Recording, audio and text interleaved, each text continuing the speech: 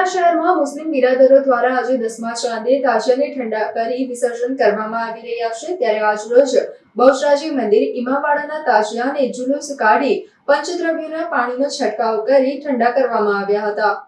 છેલ્લા 250 વર્ષથી ખાટકીવાડા ગોશિયા મસ્જિદ પાસે તાજિયાની સ્થાપના કરવામાં આવે છે। આ તાજિયા ઇમામવાડામાં ગુલાબજળનો છંટકાવ કરી પાછા મૂકી દેવાય છે અને પછી બીજા વર્ષે આ જ તાજિયા ફરીથી બેસાડવામાં આવે છે।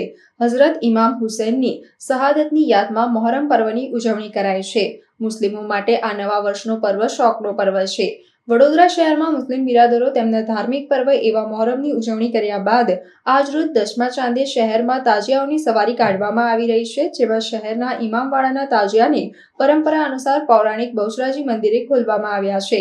શ્રીફળ વધેરી પંચદ્રવ્યોના જળનો છંટકાવ કરી મંદિરના પૂજારીએ તાજિયાને ટાઢા કર્યા હતા। તાજિયાને રામપાર્ક પાસે આવેલ કરબલાની જગ્યામાં મસ્જિદની પાછળના મેદાને લઈ જઈ દફન વિધિ કરાશે।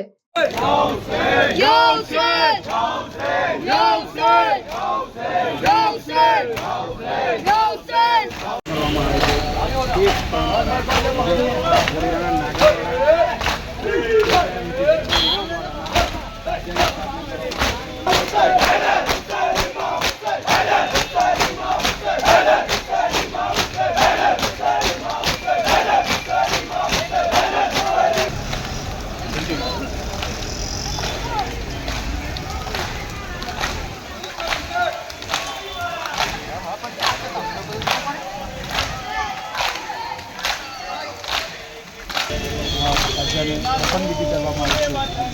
તાજિયાને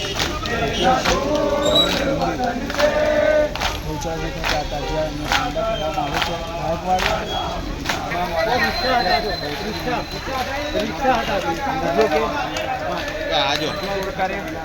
ગાયકવાડ ઇમામ વાડાના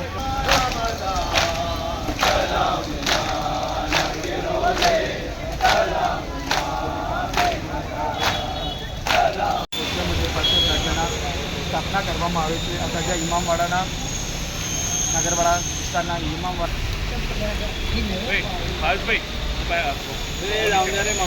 કારેલીબાગ સ્થિત આવેલ સુપ્રસિદ્ધ અને પૌરાણિક બહુચરાજી મંદિરના પૂજારી બીરેન રમેશચંદ્ર તમામને જણાવું છું કે આજે મોહરમનો પર્વ હોવાથી નાગરવાડા સ્થિત ઇમામવાડો જે છે ત્યાં આગળ આ તાજિયા બેસાડવામાં આવે છે અને પ્રતિવાર્ષિકની જેમ આ તાજિયાને બહુચરાજી મંદિર ખાતે લાવવામાં આવે છે।